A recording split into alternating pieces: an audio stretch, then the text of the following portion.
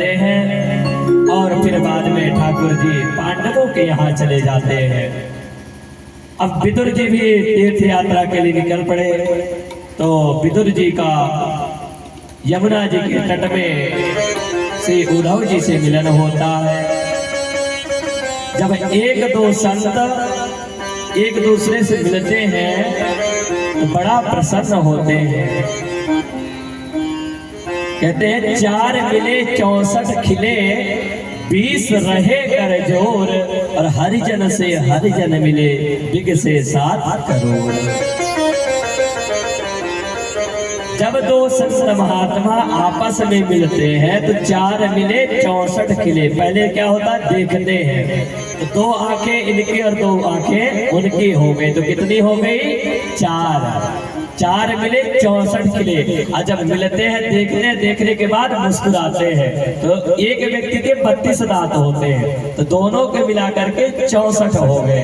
64 खिले 20 रहे कर जोर। एक हाथ में 5 उंगली होती है तो दोनों के मिला के 10 और दोनों व्यक्ति के मिला लिए तो 20 हो जाती। तो 20 रहे कर जोर और हरिजन से हरिजन मिले। जब 2 भक्त भगवान के भक्त जब आपस में मिलते हैं तो बिग से 7 करोड़। यानी एक व्यक्ति के शरीर में 3.5 करोड़ बाल होते हैं, रोम होते हैं। तो जब आपस में दोनों मिलते हैं तो बिग से 7 करोड़, दोनों व्यक्ति के 7 करोड़ बाल हो जाते हैं। ऐसा संतों का प्रेम होता है। और प्यारे बंधुओं जब संतों से कभी मिलने जाना तो बड़े भाव के साथ जाना, अभिमान को त्याग कर जाना।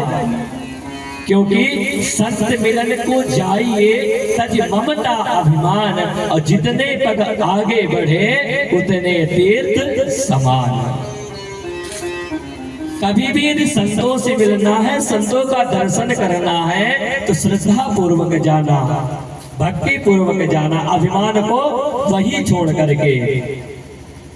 और जहां भी भगवान की कथा होती है, जहां संतरे के वही सत्संग होगा, भगवान की कथा होगी, जहां भगवान की कथा होती है वो जंगम तीर्थ होता है।